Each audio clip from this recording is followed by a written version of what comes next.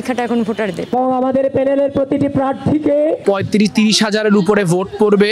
University ওই যে বলতে প্রাচ্যের অক্সফোর্ড। তাপদাহে পুড়ছে সারা দেশ, গরমে হাঁসফাঁস করছে মানুষ।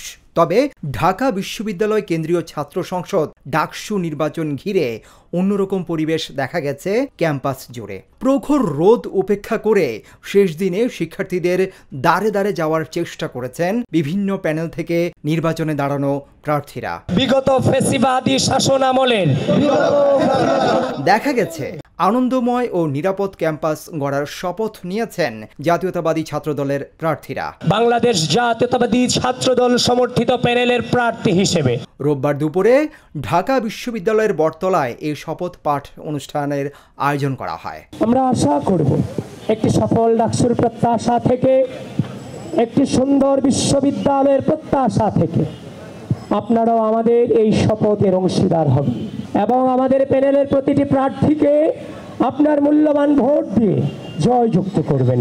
আরও দেখা গেছে হুইল চেয়ারে ভোটের প্রচারে নেমেছেন মেঘমল্লার বসু। ডাকসু নির্বাচন নিয়ে যা বললেন। ৩৫-৩০ হাজারের উপরে ভোট পড়বে, শিক্ষার্থীরা আসবে, প্রতিরোধ পর্ষদের ভিতরের হোক বাইরের হোক, যারা প্রতিরোধের ক্যান্ডিডেট তাদেরকে বিজয়ী করবে, এটাই আমার প্রত্যাশা। আমি জীবনে কোনো কমিটমেন্ট করছি এবং পালন করি না, এটার এই কথা আমার সবচেয়ে বড় শত্রুও বলতে পারবে না। আমি কমিট করছিলাম আজকে আসবো, আমি আসছি। সো আমি যা কমিট করি আমি সেটা আমার জীবনের উপর দিয়ে উঠায় হইল।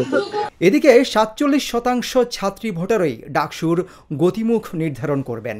তারাই ডাকসুতে ব্যবধান গড়ে দেবেন বলে মন্তব্য করেছেন স্বতন্ত্র শিক্ষার্থী ঐক্য প্যানেলের ভিপি প্রার্থী উমামা ফাতেমা। শেষ মুহূর্তে এসে আশা করি স্টুডেন্টরা সবাই ভোট দিতে আসবে এবং তাদের উপরে এখন সবকিছু নির্ভর করছে। পরীক্ষাটা এখন প্রার্থীদের না, পরীক্ষাটা এখন ভোটারদের। এদিকে জাতীয় নাগরিক ঐক্যের সভাপতি ও ঢাকা বিশ্ববিদ্যালয় কেন্দ্রীয় ছাত্র সংসদের ডাকসুর সাবেক ভিপি মাহমুদুর রহমান মান্না জানান, ডাকসু নির্বাচনের মাধ্যমে ঢাকা বিশ্ববিদ্যালয় একটা উন্নত বিদ্যাপীঠে পরিণত হবে। প্রথম কথা হলো ইউনিভার্সিটি ওই যে বলতে প্রাচ্যের অক্সফোর্ড এরকম চাই। এখন এটা ডিমান্ড আরও বেশি। সংস্কার নিয়ে যে এত কথাবার্তা হচ্ছে, রাজনীতি একটা জ্ঞান চর্চার মধ্যে ঢুকেছে।